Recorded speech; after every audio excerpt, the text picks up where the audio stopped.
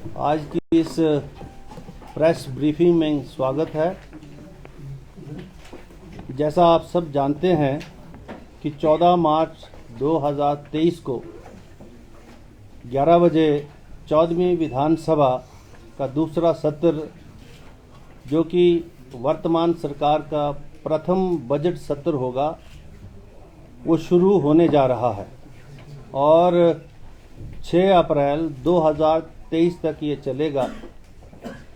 इस सत्र में कुल मिला के 18 बैठकें होंगी। 14 मार्च 2023 को चूँकि ये पहला दिन है, इसलिए प्रश्न काल से पहले शोको उद्गार होते हैं, ऑबिचुरीज होती हैं। और इस बार एक माननीय सदस्य हमारे बीच में जो पूर्व सदस्य हैं वो नहीं रहे हैं, श्री मनसाराम जी, उनके शोका उद्गार होंगे उस दिन। और 17 मार्च को माननीय मुख्यमंत्री जो है सत्र में वो बजट पेश करेंगे। जैसा आप जानते हैं, प्रेस में हमने पहले भी बोला, जो वर्ष 2023 और 24 के वित्तीय अनुमान हैं उनको सदन में प्रस्तुत करेंगे। और 16 मार्च 2024 को 16 मार्च तथा 24 मार्च को, मतलब ये कैलेंडर 17 को तो बजट होगा, बजट के बाद अवकाश है, फिर सोमवार को जाके इसके ऊपर चर्चा शुरू होगी। 17 को फ्राइडे है और वीरवार को यानी 16 मार्च और अगला जो वीरवार 24 मार्च आएगा, उसमें जो है गैर सरकारी प्राइवेट मेंबर्स डे है, जिसमें रेजोल्यूशंस आएंगे। और 20, 21, 22, 23 मार्च को 4 दिन को बजट अनुमानों पर चर्चा होगी और जिसका अनुमानों पर चर्चा की जाएगी। 27, 28, 29 मार्च 3 दिन ये जो है चर्चा का उत्तर भी उसमें आएगा। और उसके बाद 27, 28, 29 को 3 दिन को जो हमारी डिमांड्स हैं बजट की, उनके ऊपर चर्चा होती है, कट मोशंस आते हैं। और 29 मार्च को जो है ये 27, 28, 29 3 दिन चर्चा होके 29 को बुलेटिन लगेगा और 29 को मेरे 4 बजे जो नोटिफाई हम कर देंगे, ये बजट पास हो जाएगा। कुल मिला के अभी तक विधानसभा के पास हमारे पास 543 टोटल जो प्रश्न हैं वो आए हैं, जिसमें 391 ऑनलाइन और 152 ऑफलाइन ये हैं स्टार्ट क्वेश्चन, जिसकी सूचना जो है सदन के अंदर माननीय मुख्यमंत्री देंगे। और 199 जो हैं वो अनस्टार्ड है, जिसकी जो है उत्तरों के रूप में सूचनाएं जाएंगी, जिसमें 164 ऑनलाइन है, 25 ऑफलाइन है, जो अभी तक आए हैं हमारे पास। लेकिन अभी समय है और ये 22 मार्च तक जो है अभी समय है। सभी सामान्य सदस्य प्रश्न भी पूछ सकते हैं और उनकी सूचनाएं जो है उनको उपलब्ध कराई जाएंगी विभाग के माध्यम से। और साथ में अभी हमारे पास नियम 101 के अंतर्गत 4 सूचनाएं तथा एक नियम 130 के अंतर्गत 3 सूचनाएं प्राप्त हुई हैं। तो ये अभी तक जो हमारे पास जो विधानसभा के अंदर जब से सेशन नोटिफाई हुआ है तब से लेकर मान्य सदस्यों के द्वारा पूछी गई विभिन्न जो है नियमों के माध्यम से जो सूचनाएं थी, उसका जिक्र मैंने अभी किया है। और अभी इससे पहले प्रेस गैलरी कमेटी की मीटिंग हुई है। प्रेस गैलरी कमेटी के सभी सामान्य सदस्य उसमें उपस्थित थे और वो सारे विषय चर्चा में आए हैं। जहाँ कहीं कोई शंका थी, उसको हमने मीटिंग के माध्यम से डिस्कस करके उसको यहीं रिजॉल्व भी कर लिया है। और जो सजेशंस जो है प्रेस गैलरी कमेटी की तहत से आए हैं हमको, वो मान भी लिए गए हैं बहुत सारे। और जो कुछ एक आध है जिसके ऊपर हम चर्चा करके आपको उसकी जानकारी दे देंगे। तो ये कुछ बातें थी जो आज सेशन से पहले जो हम एक प्रेस के साथ जो संवाद करते हैं, वार्ता करते हैं, उसके दृष्टिगत ये प्रेस कॉन्फ्रेंस है। आप सबका एक बार फिर से अभिनंदन, स्वागत। और आप सब जो है अभी लंच भी है आपके लिए, और उस लंच के लिए जो है सब आमंत्रित हैं आप। तो ये कुछ बातें थी जिसका जिक्र मैं जो है प्रेस गैलरी कमेटी और इस प्रेस वार्ता के माध्यम से करने जा रहा था। आप सब इसमें शामिल हुए, आप सबका बहुत बहुत आभार, धन्यवाद। कोई प्रश्न पूछना है तो पूछ लीजिए। विपिन सिंह परमार का एक आज बयान छपा है कि आपने एक कांग्रेस प्रवक्ता के तौर पर जो बयान दिया है उससे असम की गर्मा तार हुई है, इस पे आपका क्या कहना है?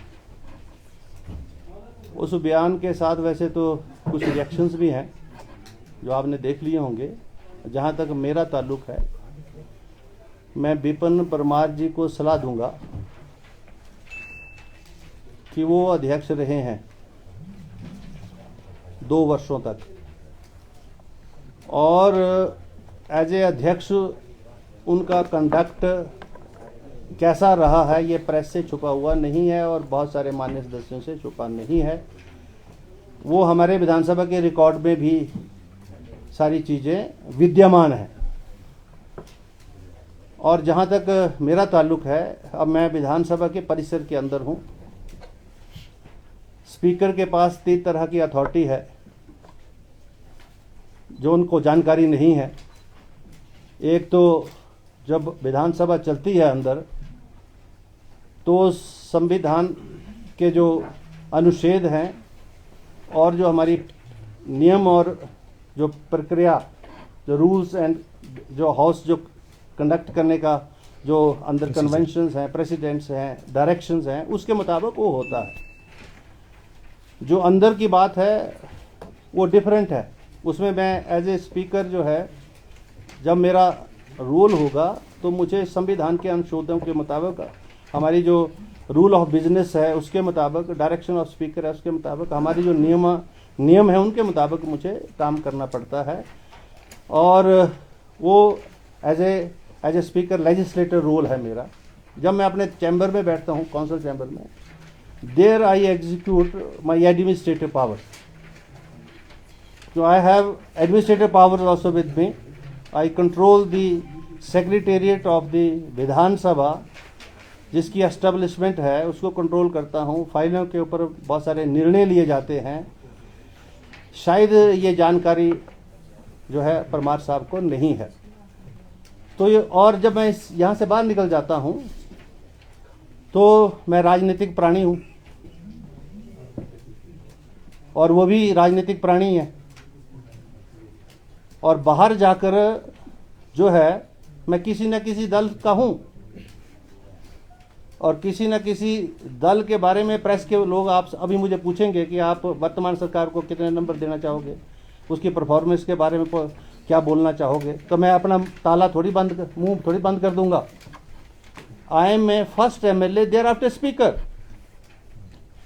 So as a MLA I have prerogative to say something, as a speaker also, और वो मैं बाहर बोल रहा हूँ जाके, और ऐसा कोई विषय नहीं उठा रहा हूँ जिससे सदन की मर्यादाओं का हनन हो रहा है। ये विपिन परमार जी को समझ लेना चाहिए। और वो जो वक्तव्य दे रहे हैं वो स्पीकर नहीं है, he is just a honourable member of this house, at par with the rest of the members.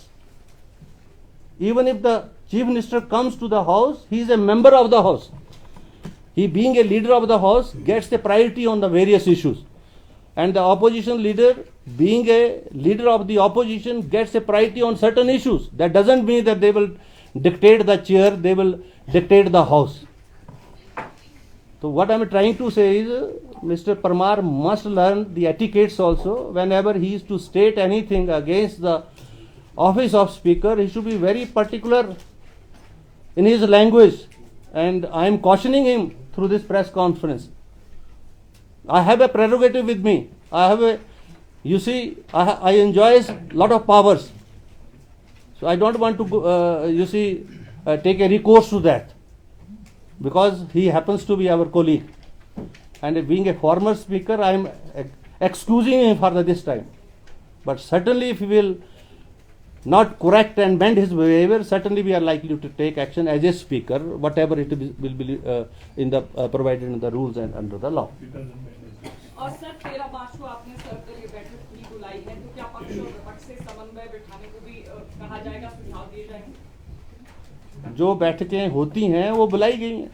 हम सर्वदलीय जो है सभी दलों के जो रिप्रेजेंटेटिव हैं उनको बुला रहे हैं, उनसे विचार विमर्श कर रहे हैं कि सदन की मान मर्यादा रखी जाए, सदन के अंदर हिमाचल प्रदेश के जुड़े हुए जो हित के मुद्दे हैं उनको चर्चा में लाया जाए, अपनी राजनीति कम की जाए, क्योंकि जनता का निर्णय आ चुका है और उस निर्णय के मुताबिक हिमाचल प्रदेश में आदरणीय सुखविंदर सिंह सुक्खू जी के नेतृत्व में सरकार बन चुकी है, सत्तासीन है।